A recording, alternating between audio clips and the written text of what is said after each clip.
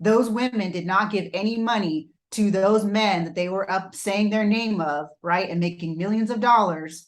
They didn't give any money to those families. Hmm. And they went and bought mansions, right? And they hid it. Actually, they hid the first mansion they bought, the $6 million one. They didn't tell we didn't find out till a year and a half later. Hmm.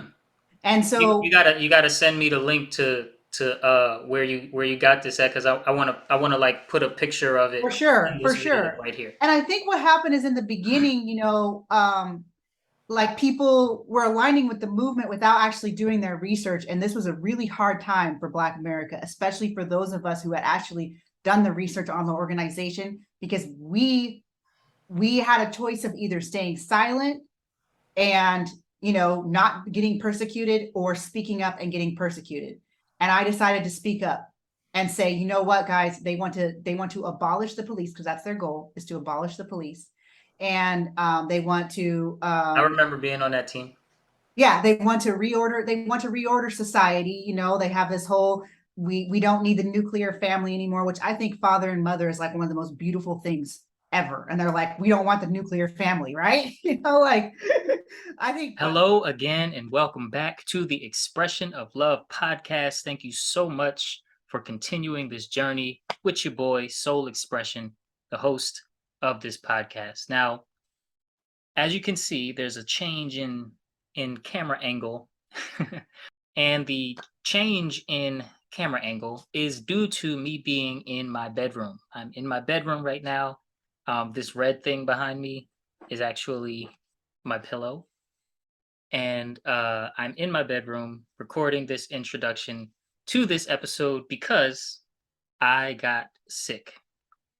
So, I went on vacation, came back with a little something, and it gave me a fever. So I decided not to, go out and risk spreading anything or whatever. When you get a fever, you're probably really contagious. So decided to work from, like, do a little mini quarantine in my bedroom. So please excuse the camera angle difference. You will see the same camera angle difference with the expression of rhyme segment later on in the episode. But thank you so much for coming. Today, I am speaking with Cali Fontanilla. Now, Cali Fontanilla is a really, really, really interesting person. And a little bit about her is Cali Fontanilla is a former public school teacher of 15 years. She is the founder of Exodus Institute, a K through 12 online school for parents who are fed up with the brainwashing of the public school system. You can check that out at thinkexodus.org. Me and Kali talk about everything under the sun that deals with, well, no, not everything. We talk about a lot, though, that deals with why it's important to start thinking for yourself, to start noticing the negative effects that mainstream media has on people, especially here, and on like different laws and things that are being passed all across the nation, and what's happening in universities and schools, public schools. And so we talk about a lot of things. A lot of them are just based on what we've seen in our experience. Some of them are also very politically charged. But we just have a conversation and we share our opinions. And I really do hope that you enjoy this episode. I definitely enjoyed it, even though it's kind of funny. I feel like I made so many slight mistakes during this episode, and really like during all of my episodes, maybe except for episode 1. Maybe except for that one, which, sometimes the first thing that you do is, you get sort of beginner's luck. But yeah, I made a lot of like tiny little mistakes in this episode. See if you can point some of them out in in the comment section, so I can help improve myself and make the show very, very interesting. But I definitely enjoyed it, and I hope you do too. Check it out. 3, 2, 1. Hello, wide world out there. Welcome back to the Expression of Love podcast. It is your host, Soul Expression, and I, for the first episode, have my jacket on. Why do I have my jacket on, you may ask? Well, I felt pretty professional this morning, and I am sitting here with someone who I'm a fan of. So I'm doing my fanboy thing and putting my jacket on. Is it a crime? Who knows? Let's find out later. But first, let me introduce you all to Cali Fontanilla, who about a week and a half, 2 weeks ago, I ran into her content. And I mean, she'll have you laughing, she'll have you concerned, she'll have you thinking, she'll have you wanting to go and tell people stuff. It's really interesting and a little controversial, but we get down with that over here. And so, Kali, thank you for coming. Say what's up to the peeps. Hello, hello. I'm happy to be here. I'm like I said, I told you before, I'm happy to go on any podcast of dissenting voices right now. And I've actually made a commitment, no matter how big my voice gets or whatever, because it's not a competition, right? To always make sure to just connect with the people and people that are trying to rise up right now, because we need every voice. And there's people that you can only reach, Soul. So that's why we got to make sure we're uplifting each other right now, because this is some crazy times. That stuff is popping off Yeah. right now, and Mm-hmm. and at the same time, there's a lot of beauty because where on the internet it looks a certain way, in personal interactions, sometimes you just get reminded. You know what? Yeah, it's crazy and things are potentially disastrous, but also at the same time, people are really beautiful. I And have to agree with you on that, because yeah. I'm a former public school teacher of 15 years. Mm, And you see the way that our children are being attacked right now. And then you actually meet the children and you're around them all day. And it's like, wow, the amount of strength these kids have, especially this last 2 years. I taught online because I was teaching in California, and I taught high schoolers for a year and a half online, and hmm they were still showing up. They were still doing their work. They were still like, what's going on, Miss Fontanilla? Why is the world crazy? But we're here. And the Absolutely. fact that these kids are getting attacked so hard, yet they still want to be good and they still want a hopeful future, is really beautiful to me. And I've seen it firsthand. Absolutely. Absolutely. And I worked in the school system myself as a floating sub for about 7 years, Mm-hmm. mostly charter schools because it was easier to get paid. There's less bureaucracy, if you will. Mm-hmm. And yeah, and so, I mean, well, you know how it is. Like some charter schools are hood. Yeah. It's I remember one time I got this kid. He was throwing a tennis ball as hard as he could at another student's back, and it caught me in my open eye because I just happened to Ooh. stand up right when he threw it Uh, at him. I left. You're not supposed to. I left the classroom immediately yeah. to Yeah. to to woosah myself, Yeah. and then after, well, so I went to the office to tell them to get somebody in the classroom because I'm too angry right now. And then I went Yeah. to the nurse, and she actually said, if you want to just come back tomorrow, because I was on a like 3 day or so assignment. Mm-hmm. She Mm-hmm. said, just come back tomorrow, reset, you know, and we'll deal with the discipline of whatever his name was. But yeah, it gets real. It Mm-hmm. gets real in the charter schools, man. And what made me stop actually working, which is the first talking point that I'm going to bring to you. What made me Sure. stop enjoying working in the school system. This was 2017, 2018 ish. Was the increasing way that they stopped teachers from actually being humans with the kids. Like you have to be so careful, so robotic, so not disciplinary, so with 30, 35 little people who are looking to you for discipline and structure and things. And the last straw that broke my camel's back in my camp was A kid was kicking backpacks and doing all this stuff, and he wasn't like like autistic and all of these. He wasn't that. You didn't have an excuse. Yeah. Yeah, and he was just wilding out that day. He was Yeah. angry, whatever, and and and I go to stop him. He runs, and then he starts messing with other people. So eventually, I've had enough. I run and catch up to him. An administrator walking by sees that, gets scared for the kid, comes in and tells me to go home. Mm. Now, I didn't do anything to the kid. I picked him up because he was like trying to crawl under a table, but I just picked him up and put him on his feet. Mm-hmm. But no hands on children. So that increasing where they're pretending like we don't have responsibility for the kids for some reason. Like Mm-hmm. I didn't understand that. Have you encountered stuff like that? Are you seeing that in your own school? Oh man, all the time. These schools are a disaster right now. They're a disaster because charter schools, they're just smaller public schools. It's still public Yes. funds. They still have to abide to all of the rules of the state. And I had a similar experience. I actually had a sub. Yeah, I subbed for 5 years, so that's like the biggest education. You like learn every type of child. You learn, Whew. that was my first. I think you And every get type of the teacher, skills. right? Yeah, the skills you get as a sub is something else. Like that is an education in and of itself. But I had a sub come to my class, and I wasn't even there.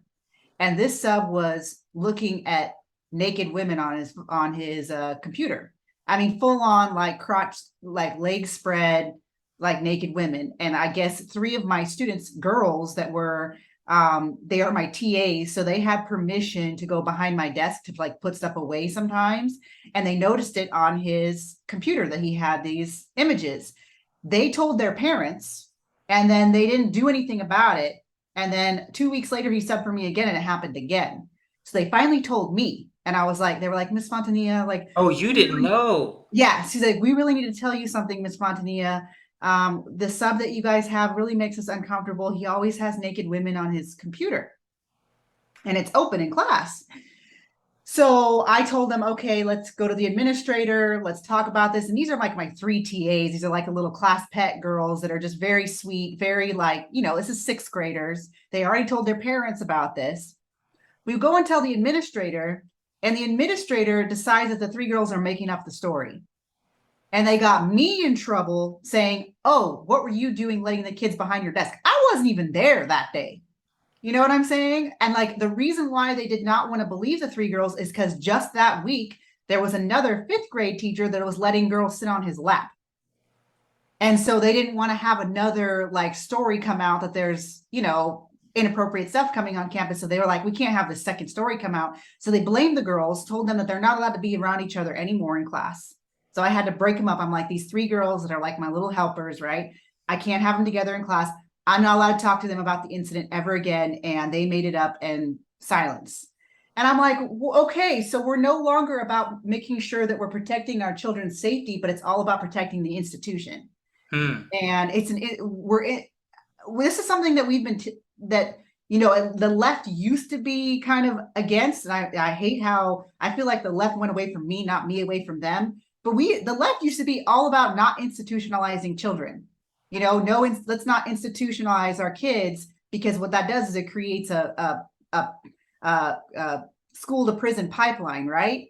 And Ah, now yes, yes. they're I know like exactly what you really mean. into the institution. They're like pro institution. They're like, oh, we can't trust parents anymore. So now let's make sure the teachers are giving all the lessons, and let's make sure the kids are getting this food at school because parents aren't feeding kids. So let's feed them all this crappy food at school, which is probably better for the kids to not eat. I hate to say that, but it's probably better for them to not eat than eat that garbage they're feeding them. I mean, it's pure garbage. It is And garbage. yeah, it's so bad.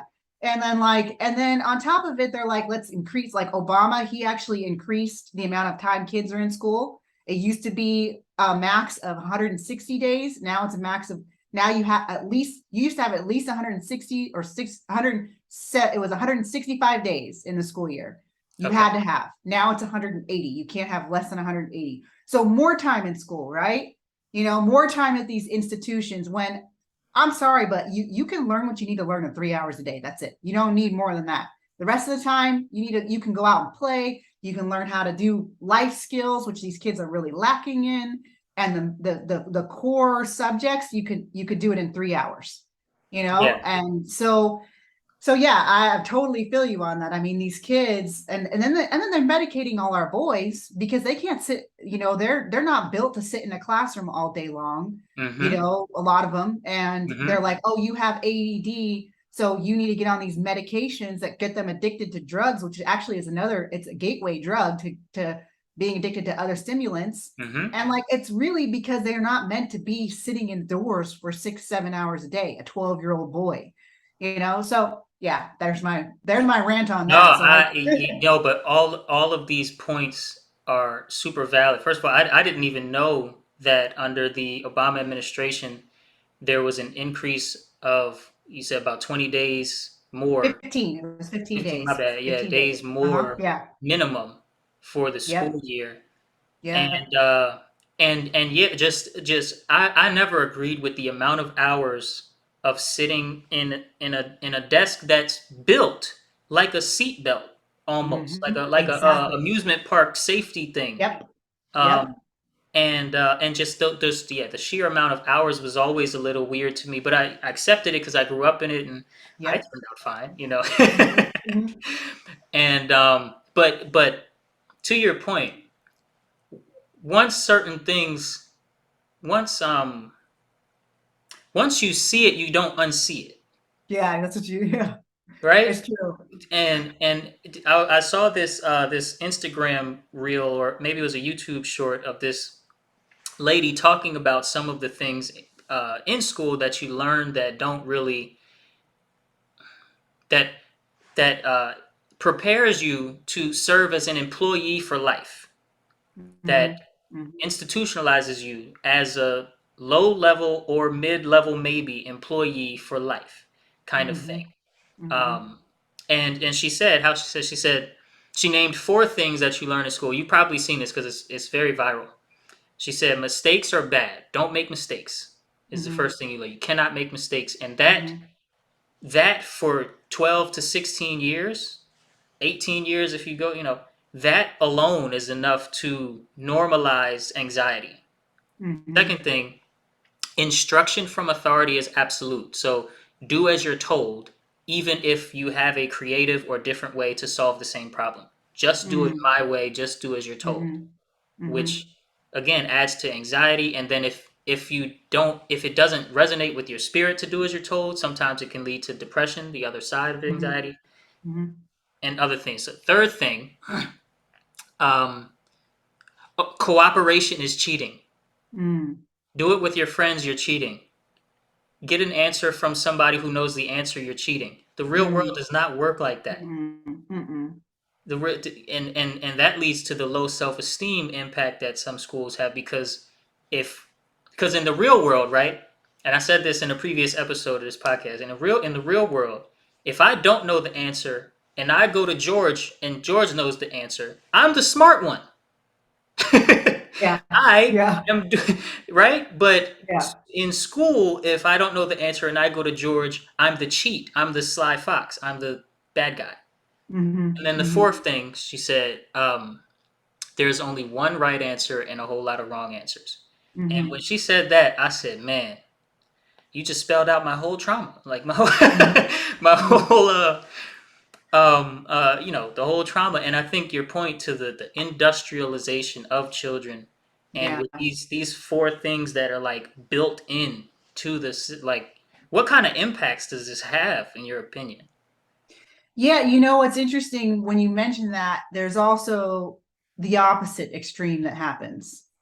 And that's what I'm seeing now is that now they're saying the right answer is racist, and we need to make sure the kids don't, so I feel like we're in this like, can we just get back into just some balance with our children, because I've seen the opposite, because I've also had where at least in my school, cooperative groups was everything. Like you had to make sure we were actually required to have our desks in groups of 4. And I'm like, and some kids actually do well working by themselves. They're like, and that's what's annoying about the schools is that they, no matter what philosophy they're for right now or whatever they're into, because they go up, it's always one way, like, oh, we got to get rid of, because like what her four things, we went too far into the like rigid tests, make sure you have the one right answer. So now let's go back to there's multiple right answers, and and like we need to always be in groups. And the thing is, we stop looking at children as individuals,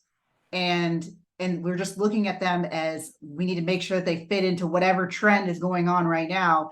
And it's really damaging. And I think that's one of the problems with our system in America, is that we don't specialize. We want our kids to Hmm. all be these like, they're not very good at multiple subjects, as opposed to like, I'll have some boys who can't creative write, or girls who can't creative write, but they are so analytical, and so they have like this mind that's very like an engineer mind, so why am I forcing this child to write stories about fairy tales or whatever, when this child is like has an engineer mind and should be like studying architecture in like sixth grade, like he probably could draw a beautiful, like I had this one boy, actually I'll show it to you.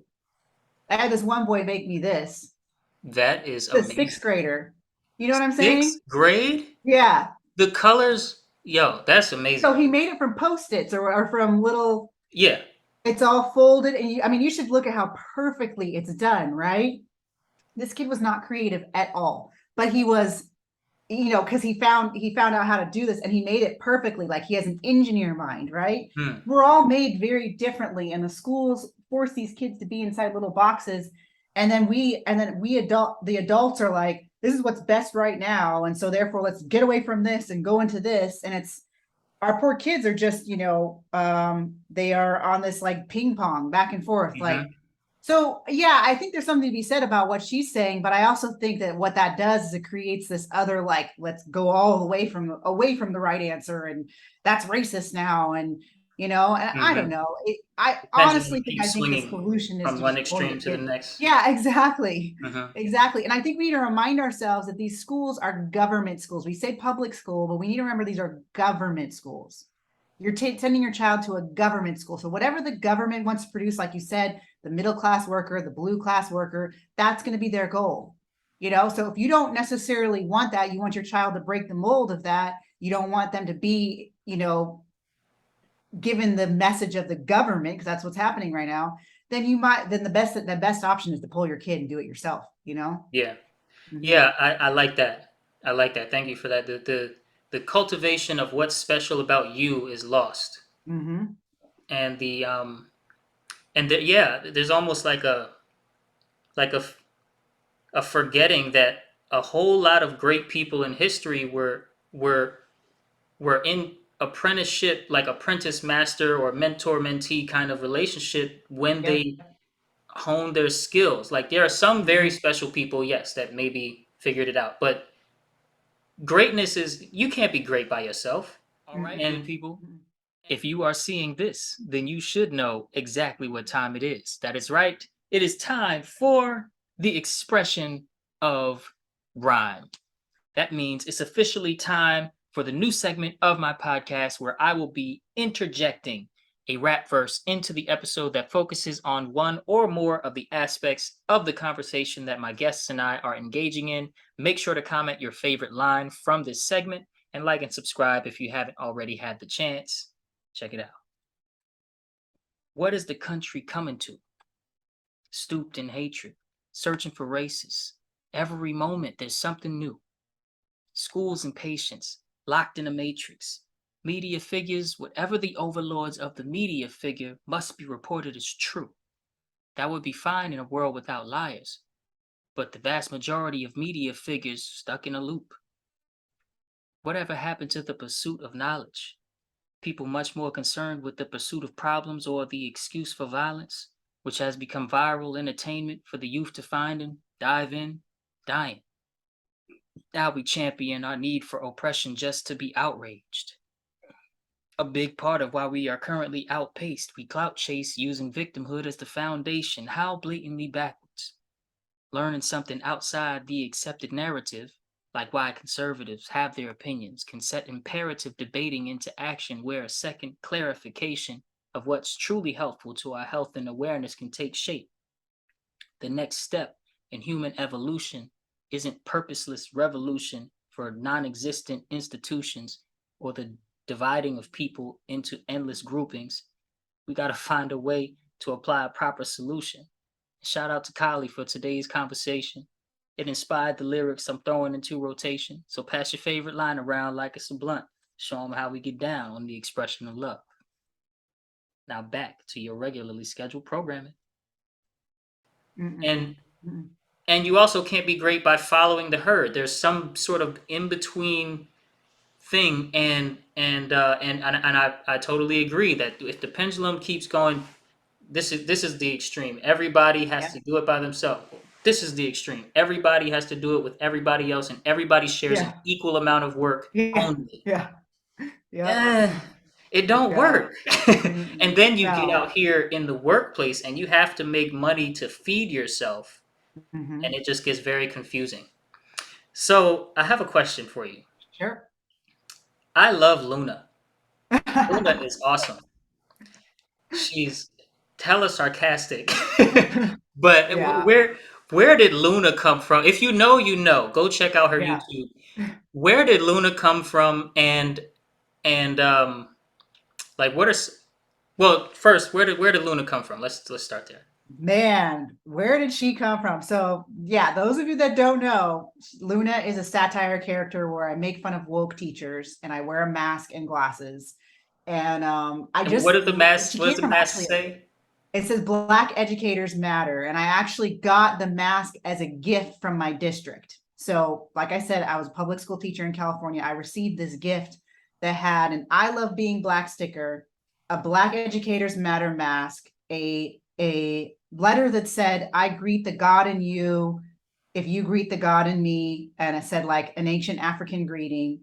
It had honey body wash, which is like, why are giving Black people honey body wash? It had, what else did it have? Oh, it had the Africa with the Black Power fist on it.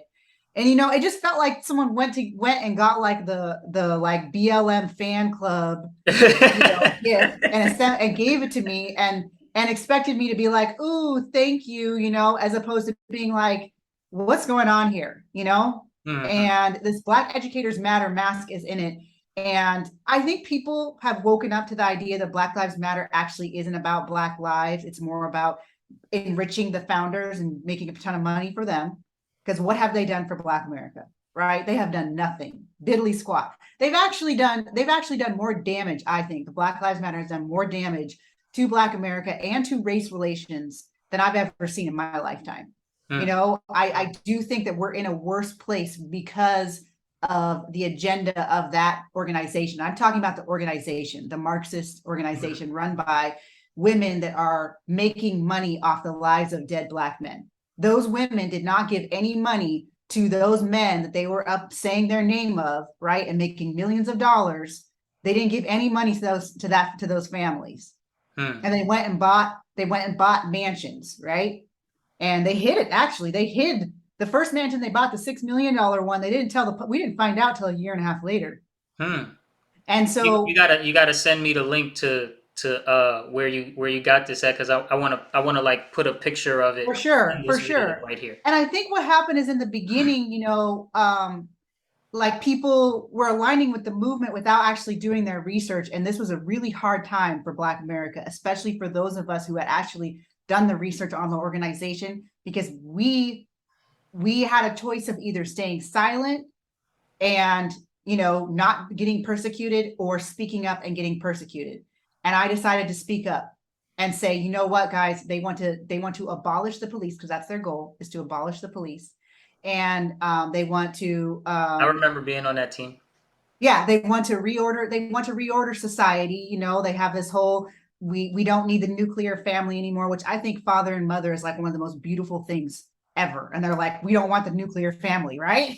Like I think father and mother, What like, and having yeah. children together is Oh, so I don't want to beautiful. interrupt. Yeah, go ahead. Yeah, Finish that's okay. first.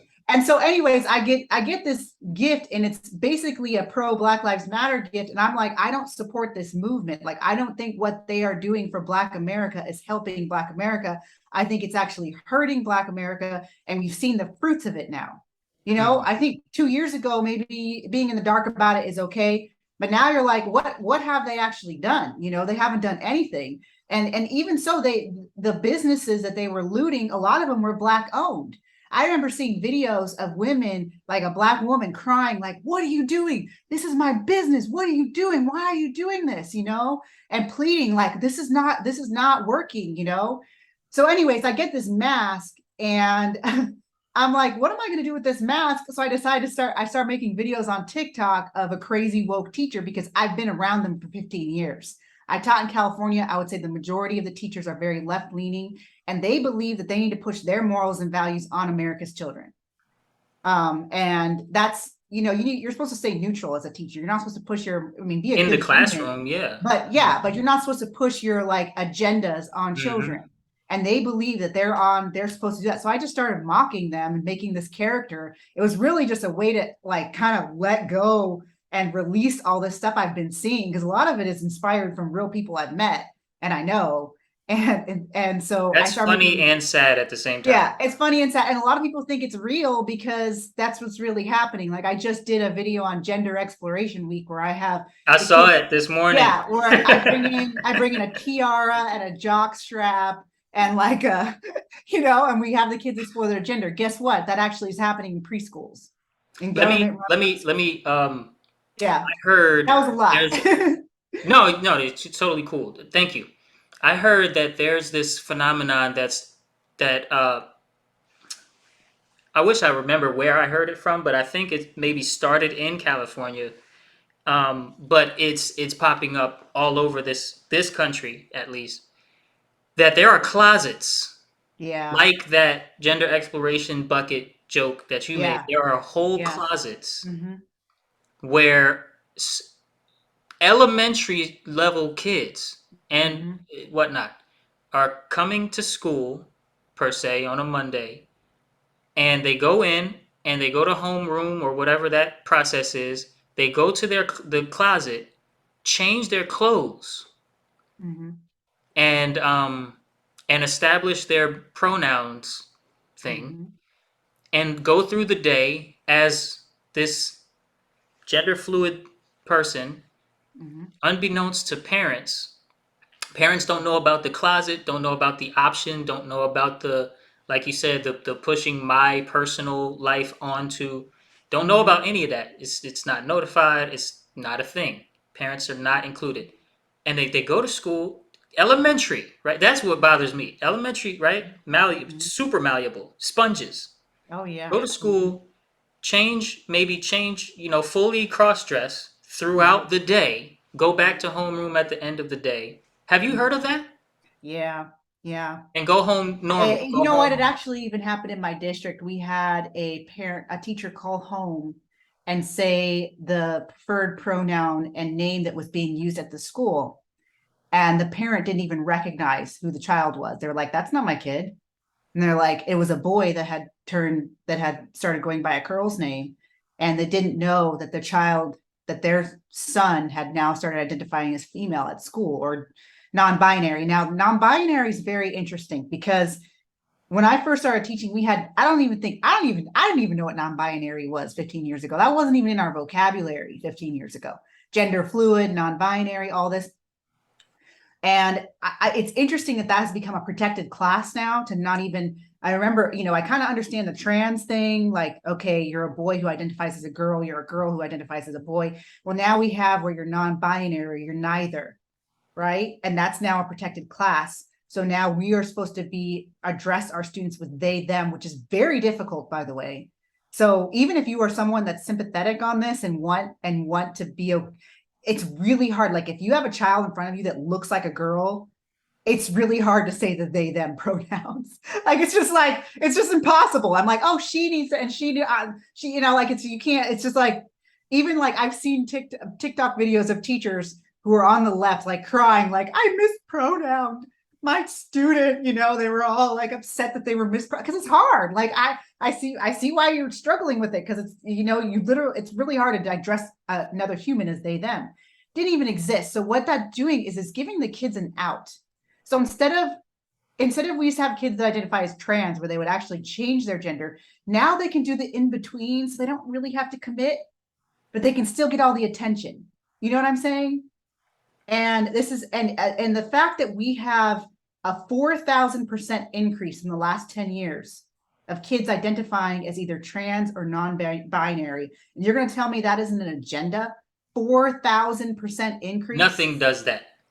Nothing in Yes, terms of human exactly, evolution goes exactly. that fast. And we should be seeing it in the older community too. Like if it really was truly all these people were secretly non-binary, we should be seeing that in the older community, who actually know themselves more than these pubescent, you know, Right. 12-year-olds, right? Right. Someone who's maybe 70. We should be seeing more Bruce Jenners turning into, you know, whatever he turned himself into, right? But we aren't. It's only in this young generation of kids that are being told this stuff in their most formative years. And a lot of these girls are very insecure. It's mainly girls too. It's like 90% girls. Yeah. Right? Well, They're very insecure. And I just think about when I was at that age, I was so insecure, you know, and you're just trying to find your identity, and they're just, and they also hate their bodies. Like I hated my body when I was growing up as a girl, you know. I was over 200 pounds, you know. I just felt gross in my body. And so I can see why a lot of them are starting to reject their own bodies and going, hey, maybe I'm a boy, you know, or maybe I'm non-binary. And it's really just taking advantage of the fact that these kids are insecure. They're going through puberty. They're going through so many changes, and boom, here's this oppression you can take on and get a bunch of attention. Yeah, a bunch of attention. I've been thinking about that too. And it's really easy to say, you know, they really just need to belong somewhere, they want to fit in somewhere. But it's also, and that's true, but it's also another layer to it where there's what's emerging is a belief that once I'm accepted, then I'll be able to do the things like exercise, learn about nutrition if I'm interested in it, you know, sort of better myself with like good practices that aren't like, it's not like, you know, you have a disease and now I'm healing to get better, but just like holistic practices, right? Just exercise, going out into the sun, and you know, whatever, and bettering your body, bettering yourself, or not even to say better to imply worse, but just Yeah. freaking building muscle and flexibility, and taking care of your own concept of beauty as it falls on your own face, and your own concept of, I don't know, chattiness, if you know, for masculine dudes. Like you don't need the acceptance first. You don't need the acceptance at all, really. That should be inside out. But validation is a human thing. So okay, Yeah. you don't need that first, right? What you need first is, what can I do to be better than who I was yesterday? Healing is what they need. They need healing. A lot of these kids come from broken homes. That's also the reason why there's a higher LGBTQ community in foster care. I was involved a lot in fostering, and I used to work for foster parents, and it's almost like, I think it's almost half to 60% of kids in foster care. And why is that? Why is it that a That's broken interesting. home causes more of that to happen? I think a lot of it has to do with the fact that these kids were abused. I mean, they take that out of the equation. Like they take the fact that some of these kids have been abused, especially boys that are abused by another male, you know, and maybe they felt some pleasure in it, because it's weird. You know, we're sexual human beings. So there is some, like, you know, pleasure in it. And they start feeling, well, maybe I'm gay. So maybe I need to go down that path because I, you know, was abused and I liked it a little bit, you know? No, And there's tons of research correlating exactly. And they abuse just with. take all of that out of the equation. And it's just, you need to affirm this child's identity or you are a bigot, you know? And it's up to the point where now they are literally removing kids' reproductive organs at 16 years old. And I'm like, Younger. and telling them that's going to make them feel better and feel happier. And the thing that's really sad about that is no matter how hard you try, I mean, there's a very few trans that really pull it off and look like a boy or look like the opposite sex. But no matter how hard they try, our human eye can still recognize, hey, that used to be a dude, or hey, that used to be and they're putting their body through all this trauma to be fully recognized as this other gender when no matter what, we still kind of see them as, like most heterosexual people are not going to be like, oh yeah, I fully accept that as a woman, even though you've had a reconstructed, vagina. Like, you just can't, it's just not something that it's just, and then they're putting our children through that while they're still Yeah. developing and then they have regrets. And that's the other thing. They suppress all of the detransitioning Yeah. videos. The Well, girls and that are like, I cut mhm, my breasts off, mhm. while they're still young too. I mean, okay, if you're in your 50s, that makes sense because they're kind of sagging and nasty looking. But if you're like young and perky and you're gonna cut them off, like, come on now, like that's just so sad what's happening. And then they regret it, and Yeah. they'll glorify, like you go on TikTok and there's all these like girls showing off their cut off breasts, with their little, like, it's really sad because they have the drainage tubes for infection, right? And that's like glorified on TikTok. But all the detransitioners, all the people that are, yeah, I know, all the people that are, all the kids that have regretted it, that's suppressed. And in fact, they get hate speech when they come out and say, hey, I shouldn't have done it. I regret it. I was Well, coerced yeah, into the same phenomenon of, you know what, I may not actually be a victim. You get hate speech, yeah. Oh yeah. like I mean, of racism that's when you and actually start and becoming a victim. I was like, mhm. dang, these leftists, man, they get vicious when you don't subscribe. And that's kind of what solidified it for me. Cause I used to be very left leaning. And when I left, I was quiet. I didn't really say anything. Then I started speaking up against all this garbage that they're pushing. And wow, the amount of hate you receive. I have never been called racial slurs so many times in my life until the last 2 years. I Hmm. mean, just the worst possible things. And it's not even just it's from all colors of that side. They literally think that they are doing good work by calling Black people that don't subscribe to leftism racial slurs. I Hmm. mean, that's how backwards it is. Well, And yeah, and yeah, it's I just bad. think that mob mentality or like groupthink is the maybe the backbone of democratic sort of thought.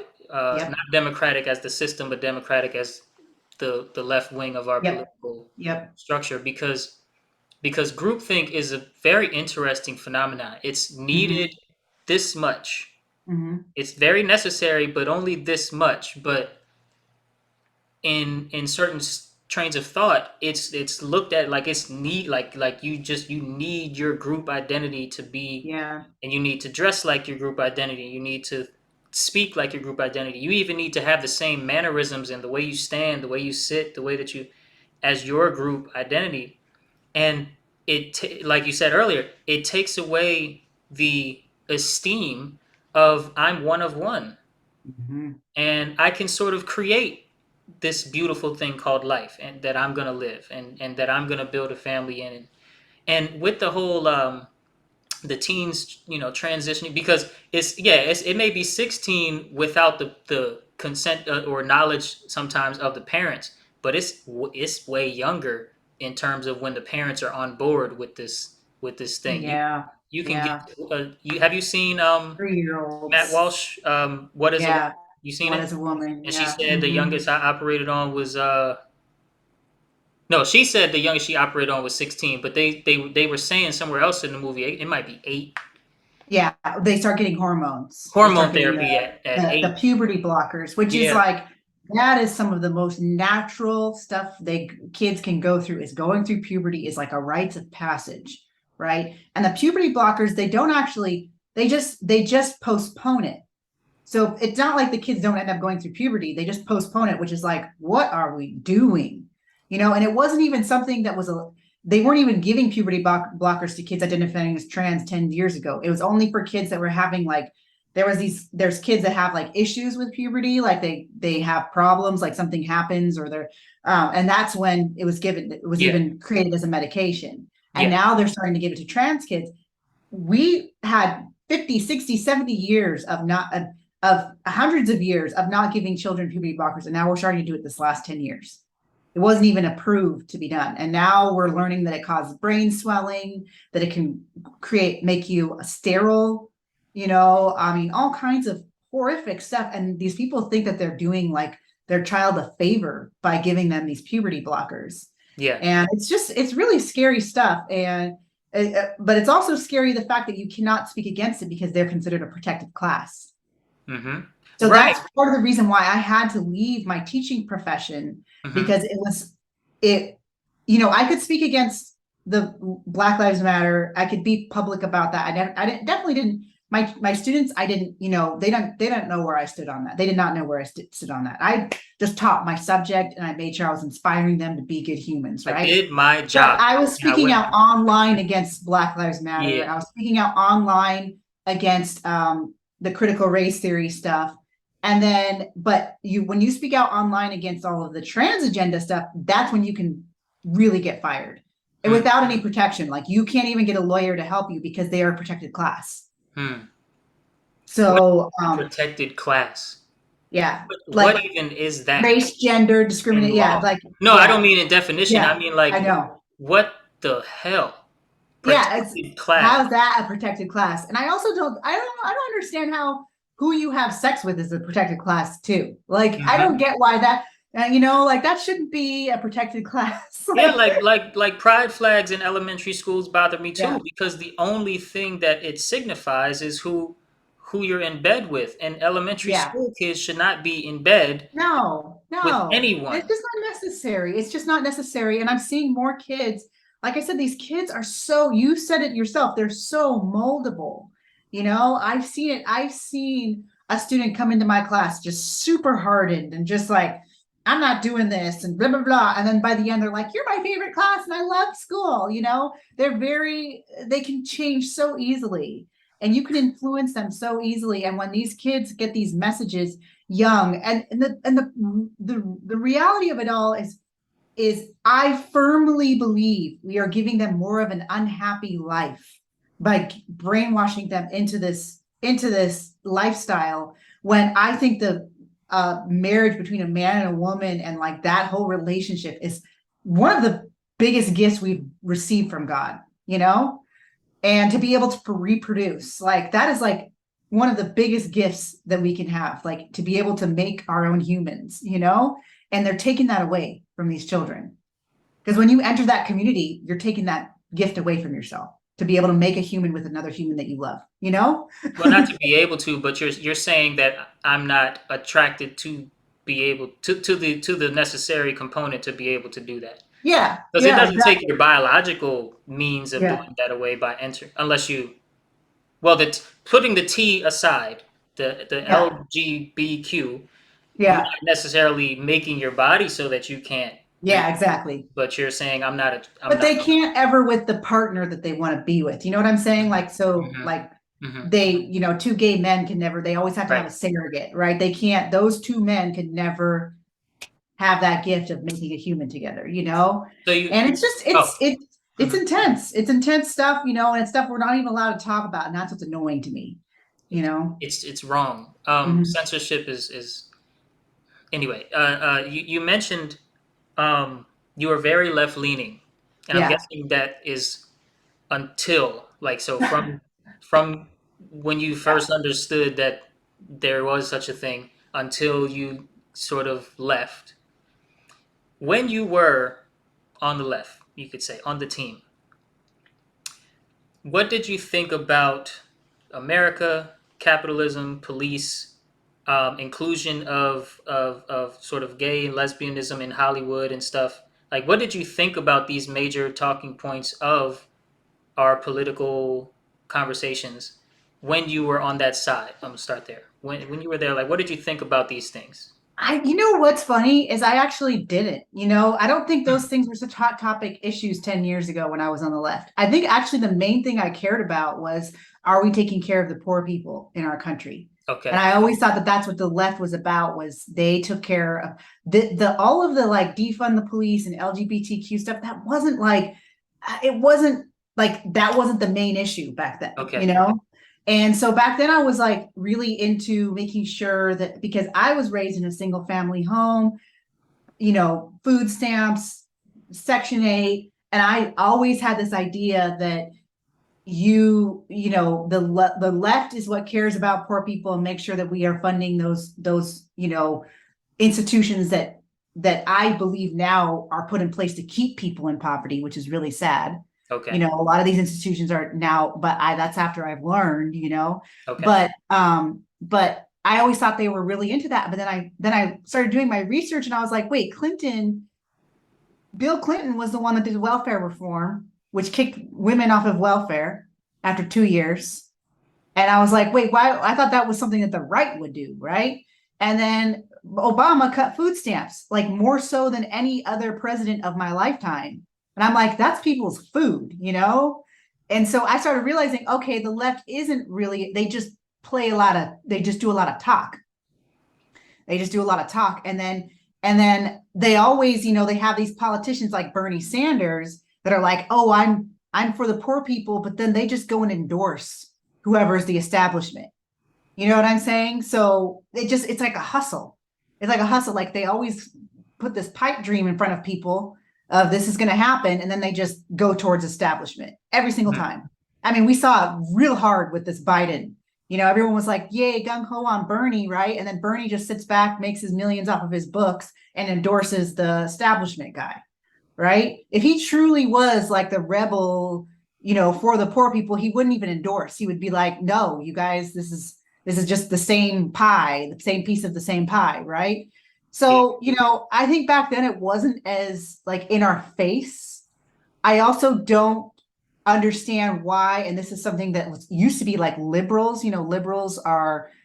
true liberals are people that allow they're supposed to be liberal. They're supposed to be like, hey, you can have your opinion, you can have your opinion. That's no longer on the left anymore either. So like back then, I just was like, okay, so I got jaded off of what's going on the left, and so I didn't participate in politics for 3 years, 4 years even, Yeah. and now I just vote for whoever will take less of my money, like because they don't use their money right anyways. Both sides have corrupt people, Yeah. Yeah. Yeah. Yeah. and they are using our money actually to damage us, and they want more of it, which is really creepy. They already get a ton. Like it's the biggest, I would say the government, the US government is the biggest capitalist of all. You know what I'm saying? They are the ones Mhm. that have most of the capital. They have all of the money and all of the power. And I'm And, just all about, and the authority to print. yes, and I'm all about taking that away. And I don't understand why leftists want to give, if they truly believe that America is a racist country and our government is racist, why do you guys keep supporting politicians that want to put more power and money into their hands? Do you want them running our healthcare? No, thank you. You know what I'm saying? Do you want them running our, making it so that parents can't homeschool anymore? Because that's what's happening in really left-leaning countries like Canada and European countries. They're saying parents can't homeschool anymore. No, thank you. You know what I'm saying? I don't want more money and power to go into a corrupt government. And if you think our country is corrupt and racist, why are you voting for people like Bernie Sanders, who's like, I want more money and power to go into the corrupt government? I, I think that's just cognitive dissonance there, like, Or just ignorance disguised as informed. yeah, exactly. As activism. Because one of the phenomenon about fitting in is intelligence is also a group, or Yeah. a Yeah. perceived group, and so you can identify as intelligent when you're not. Just like you can have. No, let me not say that because I'm gonna get Yeah. super duper canceled. Yeah. But you can identify as intelligent when or excuse Yeah. me, informed when you're not. Or you can identify as like the rebel when you're actually all for the establishment. Mm. I think that happens a lot on the left. They're like, we're the rebels, but everyone wear your mask. Everyone get the shot. Everyone, make sure you put this flag in your bio or you're not supporting it. Well, let And me it's tell like, you. Hmm. yeah, Yeah, go I ahead. totally get you. Let me tell you what I thought when I was heavy on the left. Yeah. I thought America was trash. Hmm. I thought opportunity was for white men, and I thought that I thought defund the police, Mm-hmm. which I used to share 2, 3 videos a day of white police abusing black men. Mm-hmm. Mm-hmm. And it until I recently, sort of realized that the numbers and the statistics do matter, right? Mm-hmm. Not that Mm-hmm. life is about statistics, but just that the statistics do Yeah. matter. Like they matter because propaganda is a real thing, and being Yeah. sly with sort of sleight of hand with how you Putting the show somebody images something, that the certain images in front of people and suppressing images that you can't, suppressing the other images, Yeah. and Yeah. Exactly. and um and and and so instead of like with the police isolated with the police thing, I thought that we should defund the police and get rid of the police because the whole like the higher ups at every police department and every state department that oversaw the police were absolute racists that wanted to annihilate and keep, you know, basically annihilate the black man and keep the black woman working and sick and not able Mm-hmm. to care for the child and stuff like Mm-hmm. that, so that we can be weak and the white man could be strong. That's what I thought the police were an Mm-hmm. arm of. Mm-hmm. Mm-hmm. Until I found out that I was able to share 2 and 3 videos a day that looked like that because there are 300 million people here. Mm-hmm. And so, Exactly. yeah, you can find what you want to find Yeah. on the internet and on YouTube and stuff, Mm-hmm. especially when there's a lot of sleight of hand censorship going on Mm-hmm. to push a narrative. So anyway, I don't think the LGBT stuff in Hollywood was in my face too much, when back a few years ago. But I definitely thought that America was just garbage, that capitalism was Yeah, garbage. I had some of that. I had Hmm. some of that, but not like, because I kind of always knew deep down, because I was raised in, I've always had this sense that you can improve yourself here. I've always had this sense, I think probably because I lost so much weight. I lost like 70 pounds, right? And so I was like, I can take control of my own destiny. And I always believed that in America, we have that opportunity to do that. There's some countries like you can't even own private property in. So if you want to own your own home in North Korea, that's not possible, right? Or if you want to choose whatever job you want in India, they're still very steeped in their caste system out there, and it's really hard to go from one caste to another and rise up in their society. Or in China, if you want to have more than one child, well, for 30 years in China, you couldn't have more than one child, right? So I kind of always had this sense that, and also I spent some time in Jamaica when I was a kid. My mom brought me to Jamaica and we went straight to Trenchtown, which is like the ghetto of Jamaica in Kingston.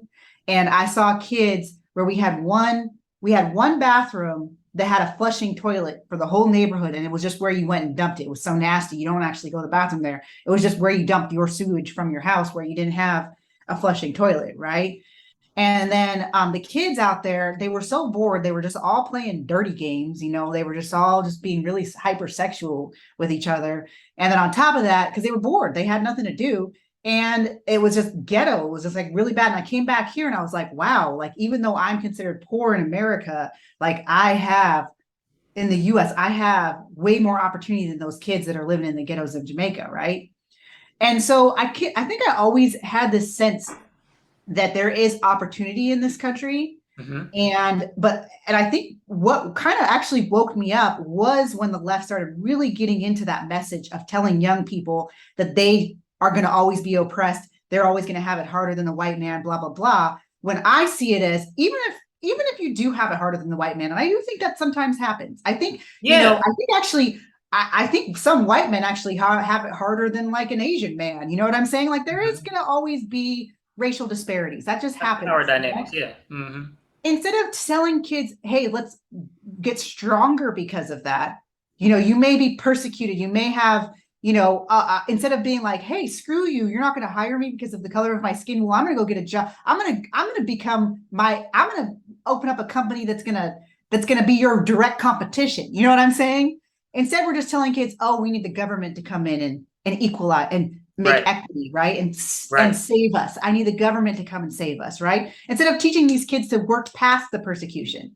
You know, Right. I got called fat all the time when I was a kid and ugly or whatever. Instead of doing that, instead of just wallowing in it and being like, oh, it's because of, you know, of our patriarchy, it's because it's the reason why I'm fat. I mean, you'll see Black women who say that, oh, it's harder for Black women to lose weight, so I'm just going to stay fat, you know? Like, that's Yeah. just, no, you know what, even if it is more difficult for you, that's going to make you stronger, you know? And so And I then just, yeah. And yeah, then promoting I think it's health really cool is that you fat woke shaming. up though. Hmm. Yeah. Yeah. Oh yeah. And then like and with the we think that opportunity excludes creating your own. Yeah, exactly. So it's easy Exactly. to skew that message and say, well, see, they didn't give you the loan, and they gave your next door white male next door neighbor the loan, Hmm. or stuff like that. But then, I mean, then you get into some other things, and you find out you're more like that. Well, you find out some cultural things that culture has a lot to do with the over policing of inner cities, culture Hmm. and habit and Hmm. lack of education has a lot to do with some of these things that are real but aren't real for the reasons you think they're real. Yes, exactly. And as soon as you start to say something, you get them raccoons in your inbox. Yeah, exactly. Exactly. And it's sad, you know, because I think it does come from, I mean, for me, and I'm guaranteed it's from you too. It comes from a place of love. Like, my first job was working with kids in Compton. My first job was working with kids where we had the project right behind our school, and we would have to do so many lockdowns because whenever someone was being arrested in the projects, our school had to get locked down. It was so close because they would run into our school. And these kids had parents that were like addicted to crack. Hmm. And, you know, this was elementary school. And I came in and these kids were broken. Like, they were just not into school. They were not happy. And I pushed them. I gave them really high standards. I gave them $1 every time they came to class. I started like kind of I was like a capitalist. Like, I turned my classroom into you know, you do your work, you get paid, right? And I had a store every 2 weeks. And these kids were like so into it. And by the end of the year, they were like, Miss Fontanilla, we loved your class. They could totally meet the standard, if not blow it away, you know? And then now we're having this agenda to lower the standard for Black and brown kids. Oh, they can't do homework. Oh, they can't pass the SAT. Oh, this is that and this is that. And I'm like, that is so annoying to me because our children are so capable of doing it, if not more so than others, because of the struggle. Some of them can rise above it because they've had a harder life, you know? But it just irritates me so much that there's this agenda to lower the standards for Black people as if they can't meet the standard, and like we need a helping hand from the government. And I highly recommend, and especially since you're newly going through this journey of like being steeped into leftism and the victim mindset, right? And now you're coming out of it. Read Booker T. Washington stuff. Read Frederick Douglass. And Frederick Douglass, one of the things he said was, leave us alone.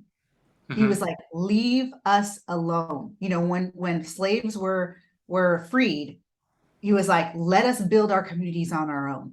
We don't Hmm. need the government coming in. And guess what did big government do to Black America in the 60s and the 70s when all of the welfare stuff came? Our families were whole. We had like 80% of the fathers in the home. Now it's opposite. Now it's only Yep. 20% of the 20. fathers in the Yep. home because they incentivized, they gave more money to single parents, to single moms. No, yeah. And Yeah. I was about to say then, not parents. yeah, exactly, single Moms. moms. And Yeah. then what did they do to the men?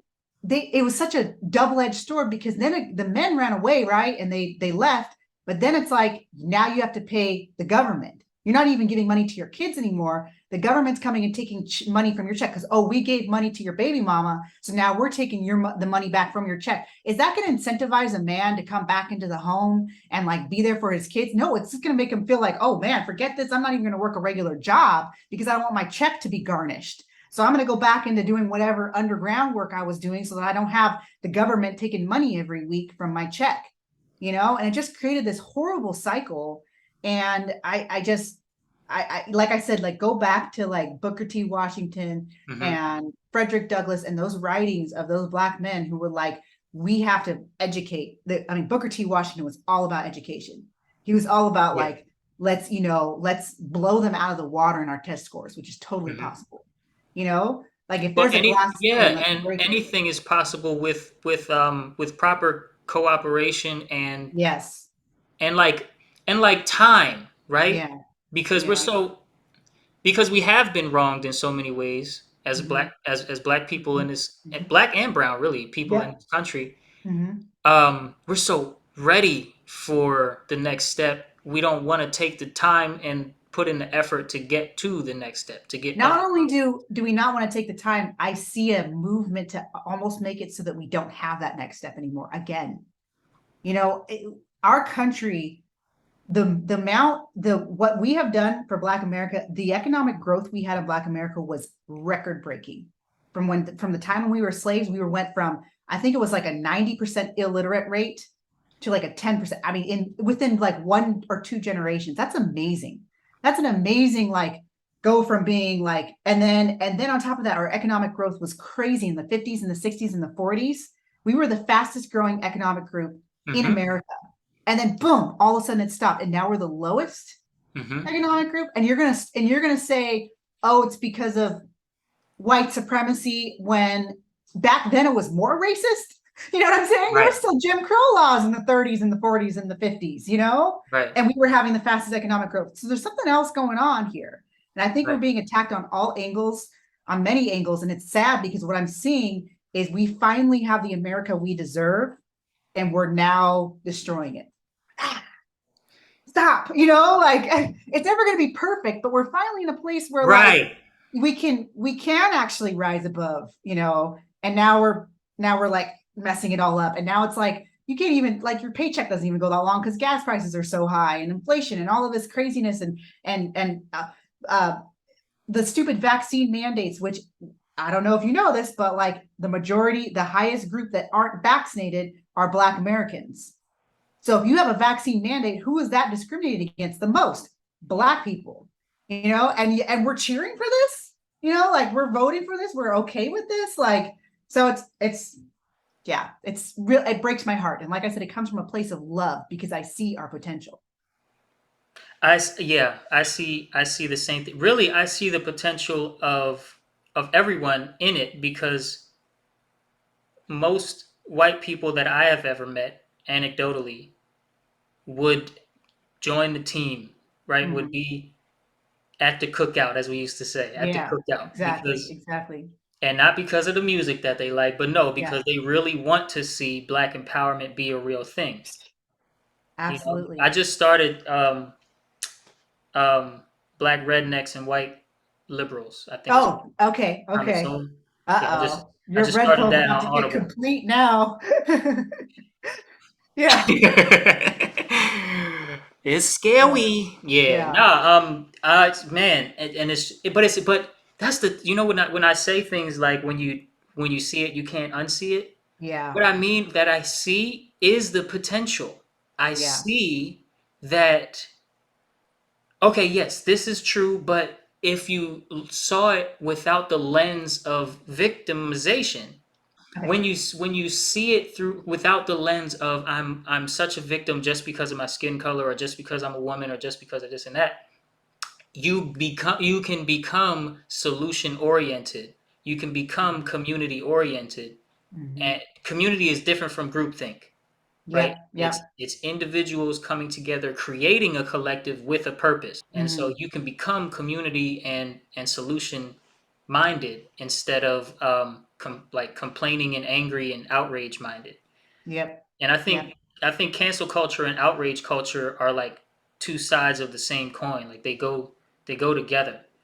And Yeah. when you're less like when let's say, let's put it like this, when one side of the equation is outraged all the time and just super angry, and the other side is super corrupt and deceitful, nobody wins. Mhm. Mhm. And but when you're a victim, all you see is corruption and deceit and or reasons to be super angry and outraged.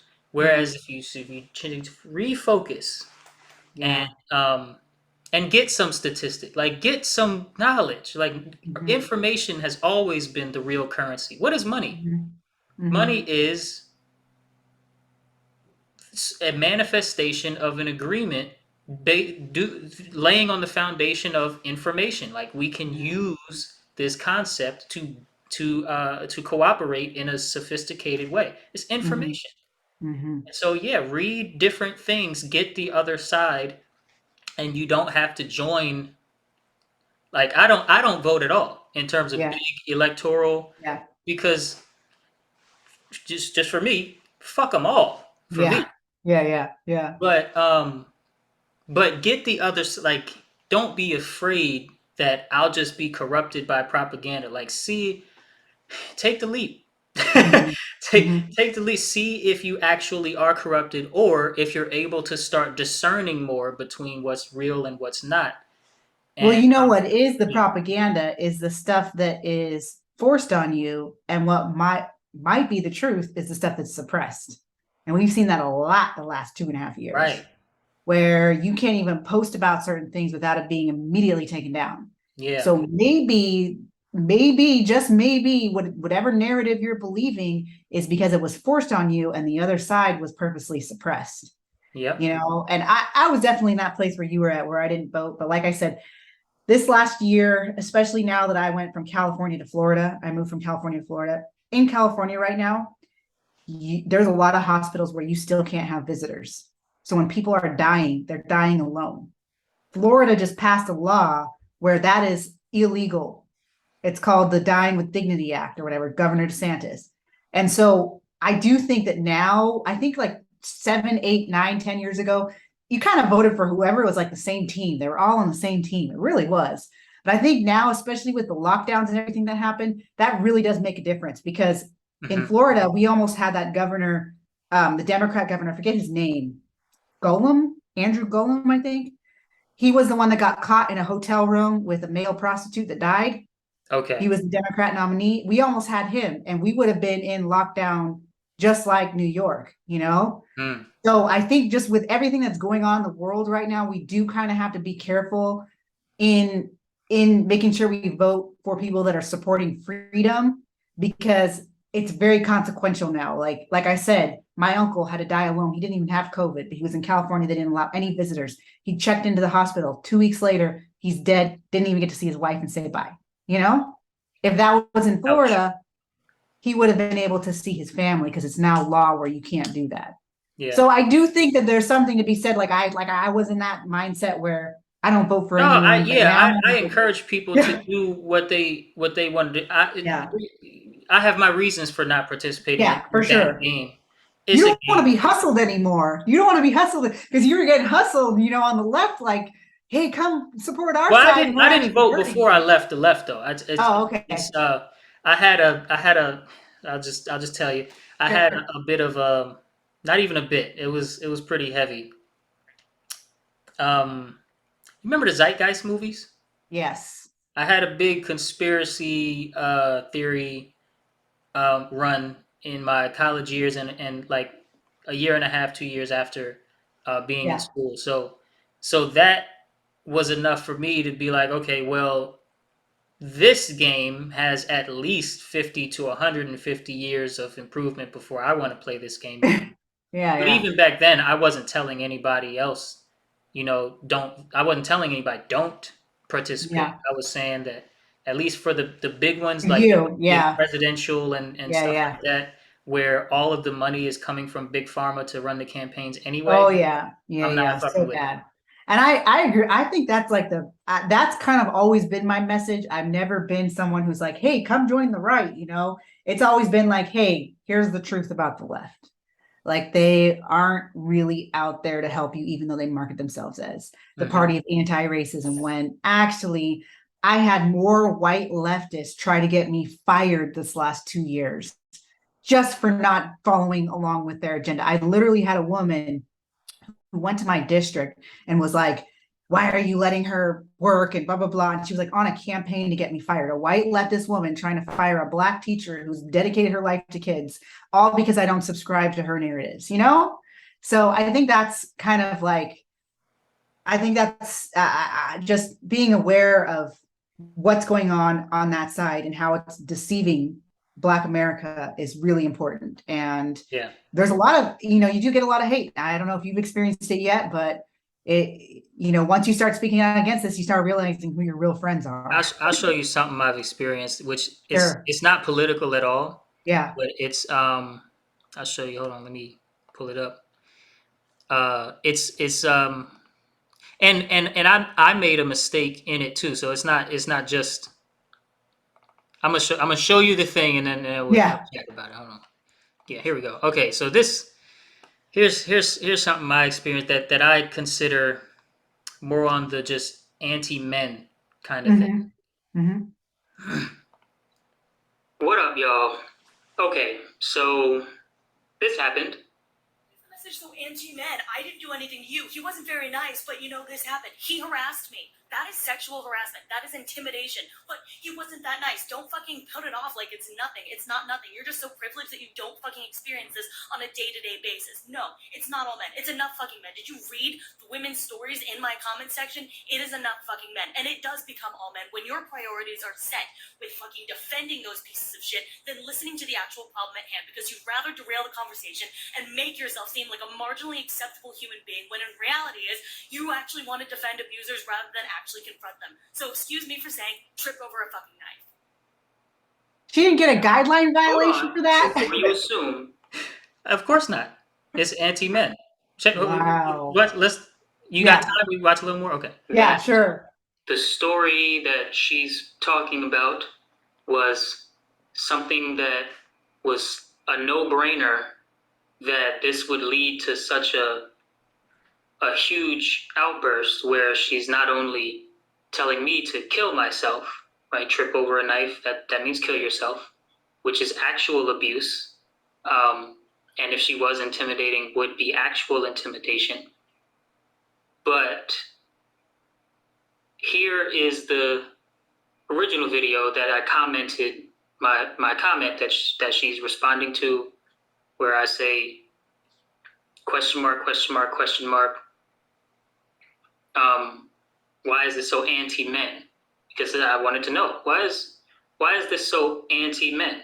So here's the original video. I'm done. Not like this experience solidified it or anything, but it just happened. So let's delve in, shall we? Get on the street. Just got my nails done, and I hear this car with really loud bass like coming up behind me, and it's so loud I can hear it like a block away, and it's getting like closer, and then it goes in front of me and it stops, and it like pulls over to the side of the road and stops, and I'm like, that's sus to me, because I prepare for the worst. Notice this, I take out my phone, I hold my little Moonlight app so it'll send an alarm in case anything bad happens to me, and sure enough, dude is waiting for me to walk by so that he can yell at me and ask if he can take me out sometime. And when I don't respond and I keep walking, he pulls up next to me and continues moving next to me in his car, being like, you sure? And I'm like, I have a boyfriend. He's like, are you sure you have a boyfriend? I'm like, yes, I'm fucking sure I'm in a relationship, you jack.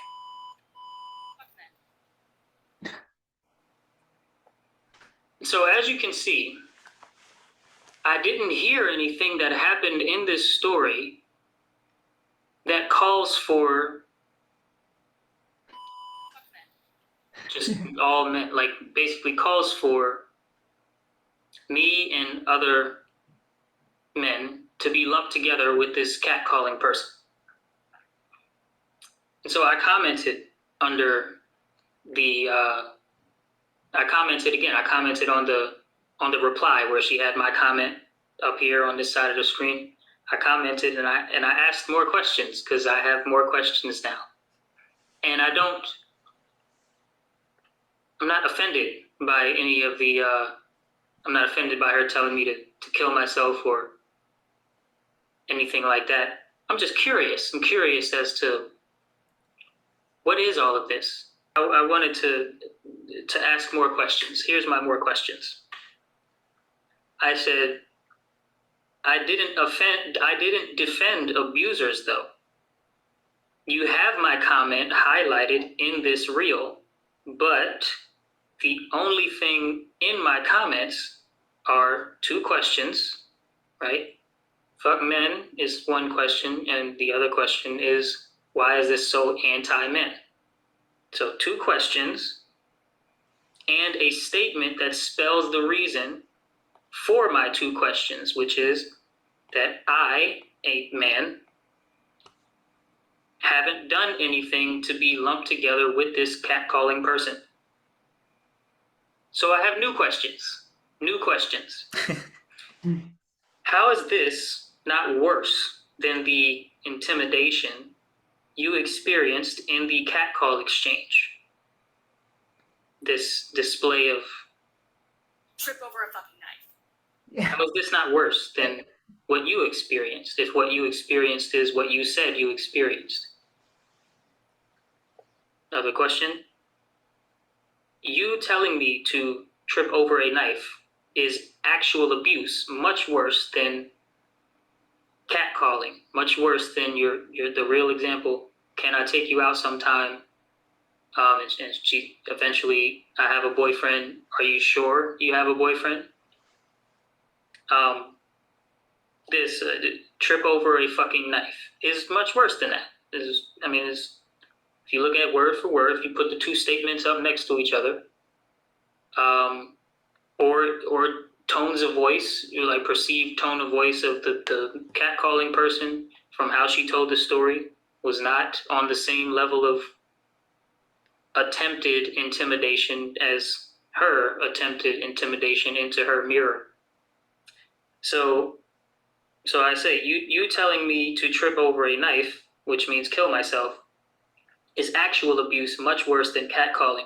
Are you sure that that makes you qualified to determine what a marginally acceptable human is? I feel this is a fair question. What do you think? So that's what I experienced recently so far. Yeah. I know there's more coming, but Oh yeah. Keep standing up against the oppression Olympics. That's what I call it. I'm more oppressed. yeah, I I'm got more that from oppressed. Amala. I started No, saying I'm that more. too. Yeah. And so just it's a mindset that she has, and of course, and honestly, she probably, the guy was probably annoying. I think personally, catcalling used to be really bad in like the early 2000s. It was like, you remember that era of like all like it was almost like They had it on like McDonald's collect commercials. numbers. Like, Yeah, and now it's almost like guys are too scared to catcall. I'm like, oh, thank you. Wow, you actually have bravery to talk to someone in person and not just on Tinder. Like, Mhm. So yeah, that's pretty sad that she. No, and there are predators out here. There Yeah. are real life predators out here, but first of all, it doesn't seem like, now I have to make some assumptions. It doesn't seem like this person knew that she had the Noonlight app or Moonlight app, whatever the app is, where you hold your thumb on a certain place in the screen, and if you remove it, you have to type in a code or it'll send an alarm. That's the app that she mentioned. Yeah. I don't think this person knew that you were protecting yourself with your phone, and it seems he drove away. Yeah, true. Right? Not that he had the right to just, project his sexual desires onto your day like that, but I was It's curious not as that to big of a why deal. fuck men. Like, why? Yeah, I just wanted to exactly. know. And I'm Exactly. commenting on your public thing, and you respond, one, as if you know me personally, which you don't, but 2, like, She's also never with probably been hit with on a by an with a certain aggressive. level of hostility that doesn't seem like it fits. I don't I would never belittle, the fact that it's probably intimidating for anybody to be followed Yeah. for a little bit in a car with loud bass and stuff. I'm not saying you shouldn't be afraid of that, or you shouldn't be you shouldn't have taken out your app or whatever to protect yourself. Um, I wanted to know why it went from this thing happened and it frightened me to I'm done with men in the beginning, fuck men at the end. That was Yeah. curious. And it wasn't personal. It wasn't, I'm Mhm. taking this personally. You shouldn't say that about men because I'm a man and I didn't do that to you. No, I said, I didn't do that to you.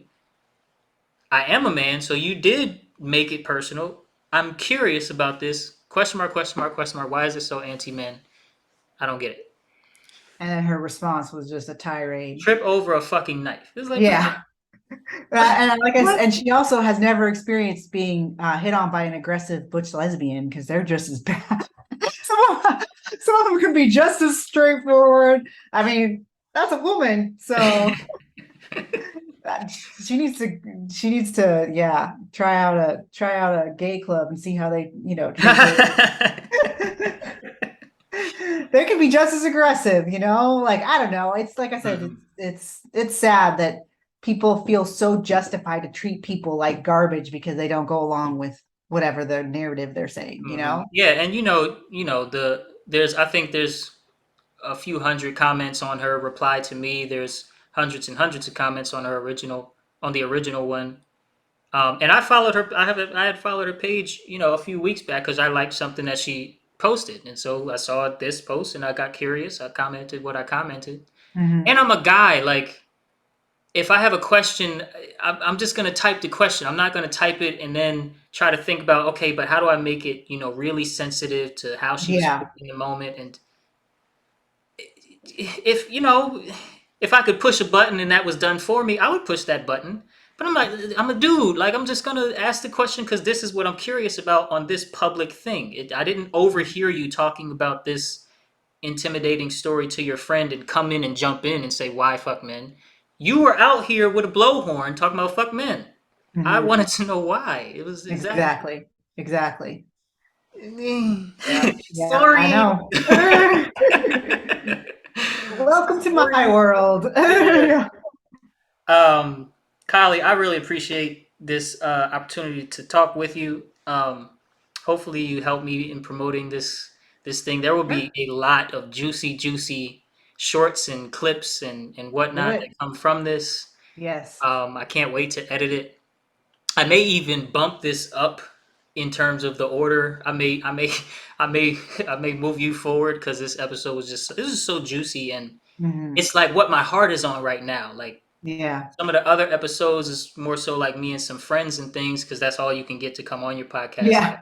Yeah. Yeah. But as this journey progresses, I'm like, more of this because it's the Expression of Love podcast, right? Mhm. And to make it a little funny, somebody on the left would be like, "This episode has nothing about love in it."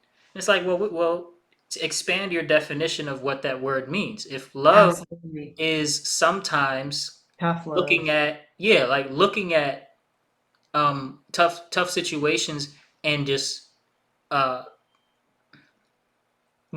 moving, saying things that could lead to somebody ascending beyond a limitation that is self-imposed, then yeah, it's an expression of love.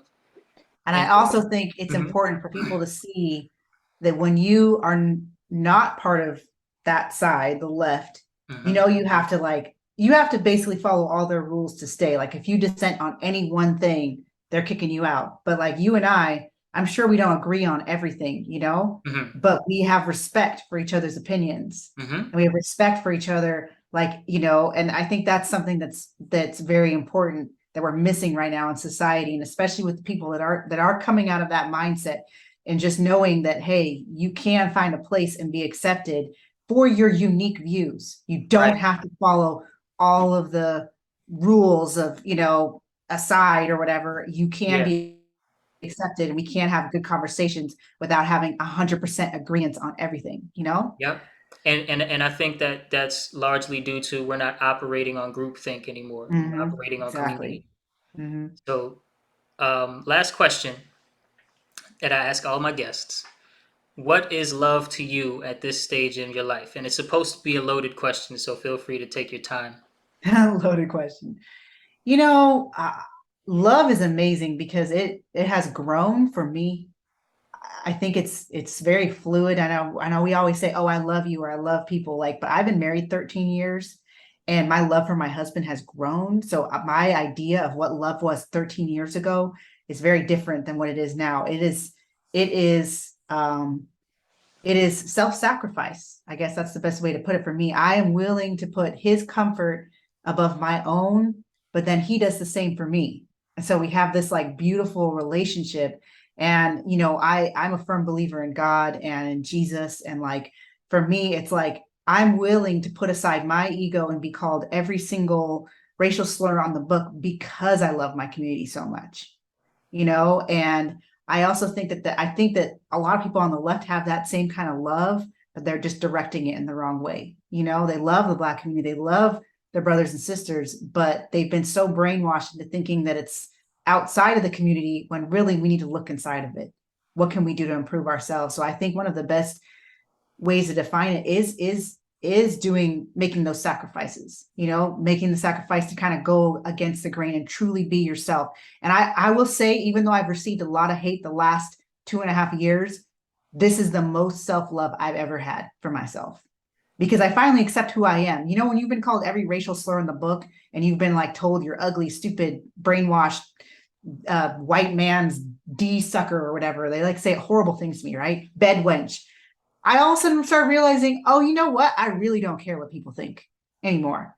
And I finally am like, this is the reason why God gave me this bold voice, this unapologetic, like, I'm going to put myself out there and I'm going to say this and I don't care what's going to happen, right? Because of this time. And so just being unapologetically accepting of the people that you love and sacrificing for them, and also doing that for yourself as well, you know, like being willing to make those hard decisions of love for yourself. Like, you know, let's say you're struggling. I always go back to weight. Let's say you're struggling with weight. Well, are you willing to sacrifice your time on your computer or on your watching TV and go get in the gym and do that as an act of love for yourself? Yes, it's hard. Yes, it sucks. Yes, it's uncomfortable at first. Yes, it's weird. It's outside of your comfort zone, but that is a sacrifice you are making for yourself, you know, to elevate yourself, to feel better, to feel stronger. And yeah, and I wasn't expecting that question, but that's you know, I just think that, you know, I think it's really a lot to do with putting yourself out there and doing things for others that may cause discomfort for you. Wonderful answer. Wonderful answer. I look at love as the joining together of true understanding and joy. Yeah. Understanding with depth, to make it short, and joy as a choice. So not joy, just the joyful feeling. That's also useful, but joy as, you know, like you say, you can choose to be happy. So like, yes, I love that. I needed to hear that today. I really needed to hear that today, because actually my stepdad right now is in a hospital right now, and he isn't able to be visited. It's a hospital in California where they're still banning people from visitors, and he's got a blood clot. And of course, you know, he got